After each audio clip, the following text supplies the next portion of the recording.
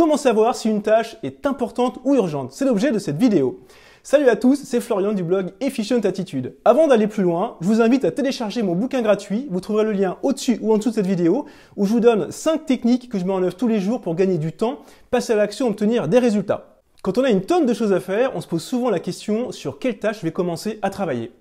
Si vous êtes intéressé, allez voir mon article et ma vidéo sur le crapaud. Bon, je sais, c'est un petit peu bizarre comme sujet, mais ça vous apportera déjà un premier élément de réponse. Je vais vous présenter une technique très efficace qui va vous permettre de déterminer sur quelle tâche travailler et celle qu'il va falloir éviter. Dans une vie précédente, j'ai eu l'occasion de côtoyer Dwight Eisenhower, ou Ike pour les intimes. Ce grand monsieur américain est à la fois président des États-Unis et général d'armée. C'est pas rien quand même.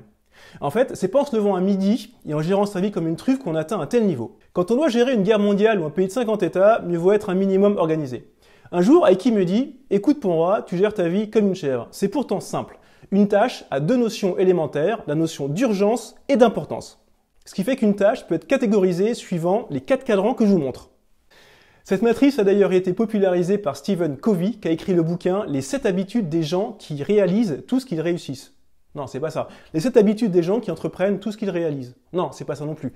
Je vais y arriver. Les 7 habitudes des gens qui... Cette matrice a d'ailleurs été popularisée par Stephen Covey dans son bouquin « Les 7 habitudes des gens qui réalisent tout ce qu'ils entreprennent ». Je vous mets le lien dans la description de la vidéo. Super bouquin, je vous en reparlerai également dans une autre vidéo. Alors essayons de bien comprendre la notion d'urgence et d'importance. La notion d'urgence, c'est quelque chose qui requiert une attention immédiate. Par exemple, le téléphone qui sonne, la cuisine qui prend feu, un ami qui passe vous voir. C'est souvent quelque chose qui est dicté par les autres. C'est pas vous qui en êtes à l'origine. Une tâche importante, quant à elle, permet de produire un résultat. C'est vous qui en êtes à l'initiative et qui décidez de bosser dessus. Par exemple, parler une nouvelle langue, apprendre une compétence métier particulière ou faire du sport. En règle générale, on a plutôt tendance à bosser sur des tâches qui sont urgentes. Ce sont des tâches qui sont faciles à faire, qui nous donnent l'impression d'accomplir des choses. Par exemple, vous rentrez chez vous le soir à 20 h. Qu'est-ce que vous avez fait de votre journée? Vous avez publié vos photos sur Facebook, vous avez lavé la vaisselle qui sont tassées dans l'évier, vous avez fait des courses, vous avez répondu au téléphone. Bravo, vous avez bien bossé. Mais ce n'est pas vraiment des tâches qui vont vous permettre d'accomplir vos objectifs de vie et de réaliser votre mission de vie. Lorsqu'une tâche n'est pas urgente, on a tendance à procrastiner dessus. On se dit, on a le temps de le faire, je le ferai demain, après-demain, j'ai le temps. Sauf qu'à un moment, la tâche non urgente, elle va devenir urgente. Je prends un exemple, les impôts. Les impôts, généralement, on a 3 mois pour faire sa déclaration en ligne.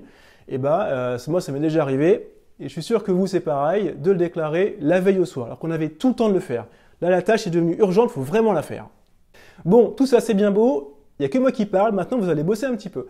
Ce que je vous propose, c'est de prendre la liste de vos tâches. Par exemple, si vous appliquez la méthode GTD, je vous mets la description dans la vidéo d'ailleurs, je vous invite à prendre votre liste de tâches et on va essayer de les catégoriser dans différents cadrans. Je vais prendre un exemple avec 8 tâches, plus ou moins fictives. Par exemple, répondre à l'invitation à déjeuner de ma belle-mère. Je sais, je parle souvent de ma belle-mère. Payer la taxe foncière, l'échéance est demain. Deuxième tâche. Écrire un premier article de blog sur l'immobilier. Visionner l'intégrale de la nouvelle série Netflix dont mon ami m'a parlé, il m'a dit c'est trop génial, faut que tu regardes ça. Lire le livre sur le développement personnel qu'on m'a offert pour mon anniversaire. Envoyer un email à mon boss pour l'informer des conclusions de la réunion d'hier. Tourne la pelouse dans le jardin qui est tellement haute que mon chihuahua qui se promène dedans, je ne le vois même plus. Et enfin, faire les soldes pour faire des bonnes affaires et avoir l'air super classe. Voilà, dessinez la matrice sur une feuille, mettez vos différentes tâches dedans, et là, on va essayer ensemble de faire l'exercice de classifier les 8 tâches dont je vous ai parlé. Alors, dans le premier cadran, tout ce qui est urgent et important, moi je mettrais payer la taxe foncière. Là, pour le coup, c'est important, parce que si je ne le fais pas, les impôts, ils vont pas me louper, et c'est hyper urgent, parce que de la même façon, si je dépasse, ça va être pour ma pomme. Et la deuxième action que j'ai mise là-dedans, c'est d'envoyer l'email à mon boss, parce que si je le fais pas, pour le coup, mon boss, il va pas être content, il va me tirer les oreilles, il va me dire « Pont roi au coin ».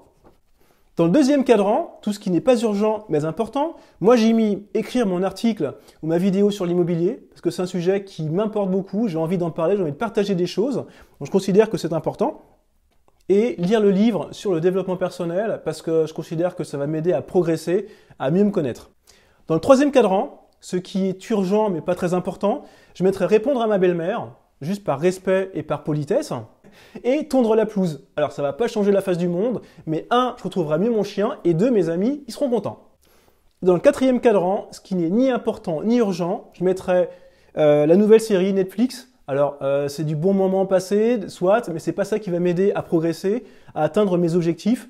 C'est un petit peu du temps perdu. Alors après, c'est très subjectif, on pourrait considérer qu'on peut s'allouer un petit peu de bon temps en regardant une série, mais attention, si on passe trop de temps dessus, ça peut être vraiment pénalisant pour réussir à atteindre ses objectifs de vie. Et faire les soldes, alors pareil, ça prend du temps, ça prend de l'argent, et c'est pas ça qui va m'aider à atteindre mes objectifs. Bon, cette catégorisation est tout à fait personnelle. Vous auriez pu catégoriser ça différemment, c'est tout à fait ok, ça dépend vraiment, vous, de vos objectifs de vie, de votre mission de vie, qu'est-ce qui est important pour vous. Voilà, j'ai déjà pas mal parlé dans cette vidéo. Ce que je vous propose, c'est de commencer un petit peu à réfléchir et mettre ça en application. Essayez de bien distinguer dans vos tâches qu'est-ce qui est urgent et qu'est-ce qui est important. N'hésitez pas à me dire en commentaire, vous, comment vous appréhendez, comment vous gérez vos tâches. Est-ce que vous avez déjà cette perception de notion d'urgence et d'importance? Si vous avez aimé cette vidéo, n'hésitez pas à la liker, à la partager. Si vous n'avez pas aimé, vous faites rien du tout. Et je vous rappelle, n'hésitez pas à télécharger mon petit bouquin avec 5 techniques à mettre en œuvre chaque jour pour avoir du résultat. C'était Florian du blog Efficient Attitude. Je vous dis à très bientôt pour la suite de cette vidéo. Ciao!